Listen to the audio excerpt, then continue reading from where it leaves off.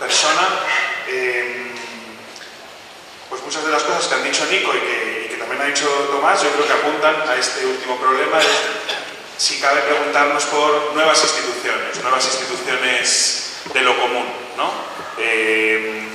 Nico ha hablado de casos en los que se da una cesión de soberanía estatal a lo común autoorganizado. Tomás ha hablado de iniciativas donde se da una gestión ciudadana, democrática, radical de lo público. Y digamos, esta es la última pregunta, la última cuestión que está en el dossier de la tabacalera y que queríamos plantear aquí, la de nuevas instituciones de lo común.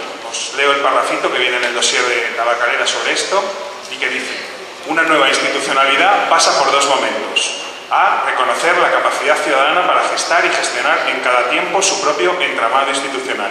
Y B. Actualizar las relaciones entre la institución pública y lo social desde su mutua retroalimentación.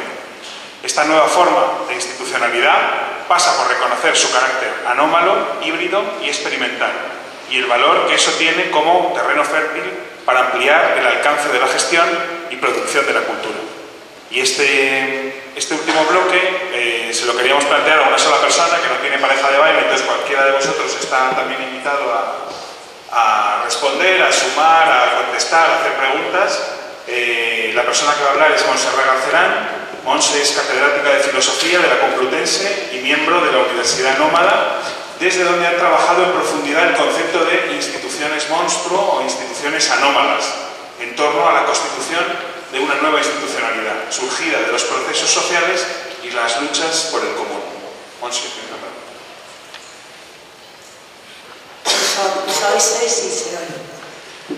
bueno, pues antes que nada, te he referido a que yo formo parte del colectivo que se llama Universidad Nómada, que hace años empezamos un poco en esa línea y ahí nos encontramos con algunas de las personas que están aquí, entre otros con Santi Gasto, con el que gracias un poco a esta colaboración con Artelecu pues empezamos a encontrarnos con otras personas de otros colectivos del Estado español, empezamos a trazar algunas líneas comunes, también con Jesús Carrillo, con el Reina Sofía, con el cual también incidimos en algunas de las cosas que él ya ha planteado, y a partir de ahí pues hemos seguido en esa trayectoria, ¿no? De ir pensando formas que llamamos a veces híbridas, monstruosas, raras, experimentales, extrañas, que se sitúan un poco en esa frontera entre lo institucional, tradicional y la creación de nuevas formas en torno a eso que llamamos lo común. Es verdad que últimamente está habiendo un cierto uso inflacionario de eso de lo común, porque parece que ya todos utilizamos ese término como punto de referencia.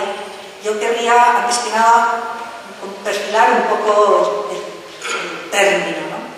Podríamos decir que en la tradición política moderna hay como una dicotomía entre lo que podríamos llamar lo particular, lo privado y lo público, en función básicamente de la propiedad.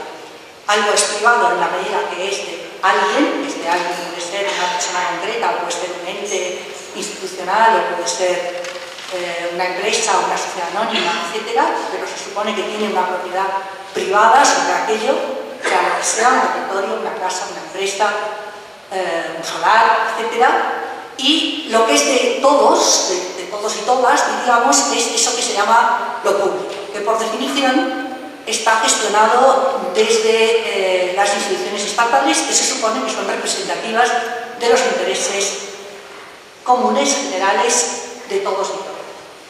Esta dicotomía, que obviamente es una dicotomía central para el funcionamiento de la economía capitalista, es una economía que prácticamente a partir de, podríamos decir, los últimos decenios del siglo XX, entra en cuestión en gran medida por algo que ya Nico ha señalado anteriormente, que es, podríamos decir, la supeditación de la dinámica de eso que llamaríamos lo público a los intereses, básicamente en ese sentido corporativos, de las grandes empresas transnacionales, inclusive de poderes institucionales, ¿no? Es decir, una cierta, podríamos decir, hibridación entre lo público y lo privado, pero no desde el punto de vista de la reproducción social, sino desde el punto de vista de la reproducción del capital.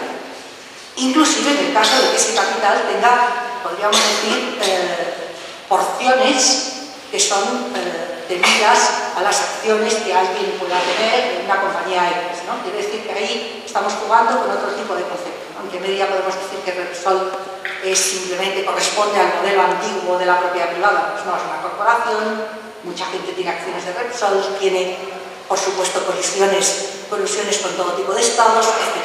Entonces, ese juego entre lo público y lo privado, como si lo privado siguiera siendo la propiedad de Mecanito y lo público es la propiedad, digamos, de todos gestionada a través del Estado, de los órganos representativos del Estado, es escasamente útil, a mi modo de ver, para poder entender las dinámicas contemporáneas, puesto que realmente lo público ha sido, pudiéramos decir, sustraído de ese interés común y ha sido puesto al servicio de la reproducción ampliada del capital en la sociedad contemporánea, y a través, básicamente, de mecanismos mercantiles, pero también de otros mecanismos, subvenciones, intervención directa, apoyos mutuos, etc.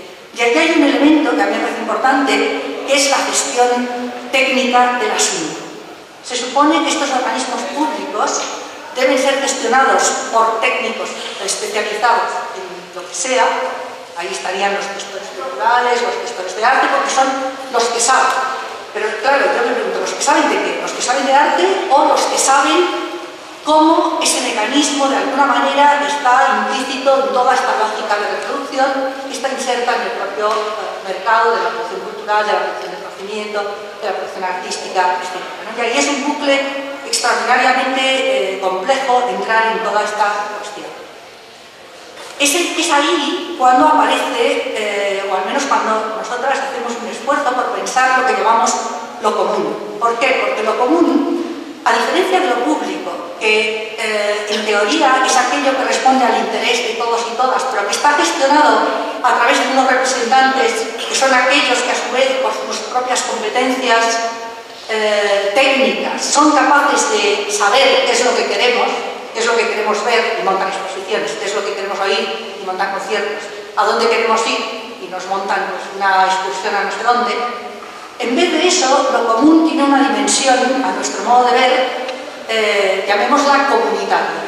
Es algo en lo que las personas entran directamente, es algo en lo que ponen en juego sus deseos, sus aspiraciones, sus expectativas, sus capacidades, sus habilidades, sus formas de hacer. Por tanto, eso común, a diferencia de lo público, nos parece que está ligado justamente a la acción directa, pero es directa entre comillas, porque no es que signifique eso que debe ser una acción violenta, sino la acción directa, la intervención directa de las personas, en función de lo que quieran y lo que sepan. Y ahí se nos plantea un problema. Realmente, ese común se puede institucionalizar, es decir, podemos generar instituciones que tengan que ver con esa capacidad común de generar formas de vida entre todos y todas, o eso debe estar siempre de alguna manera tan supeditado a la espontaneidad y a la momentaneidad de un determinado momento, como llamarlo, casi innombrable, para que pueda ocurrir. Nuestra reflexión va, podríamos decir, más bien en la segunda vía. Es verdad que en sociedades como las nuestras, extraordinariamente desagregadas, individualizadas, atomizadas y consumistas, es muy difícil que estos espacios de encuentro, de comunidad, se den. Y por eso surgen a veces en momentos excepcionales. Nos encontramos en la Puerta del Sol, el día, no diré el 15, pero sí el 16, el 17, el 18, en una situación excepcional, que rompe la cotidianidad y la reproducción normada de lo cotidiano, que es justamente esa sociedad desagregada, etcétera, etcétera.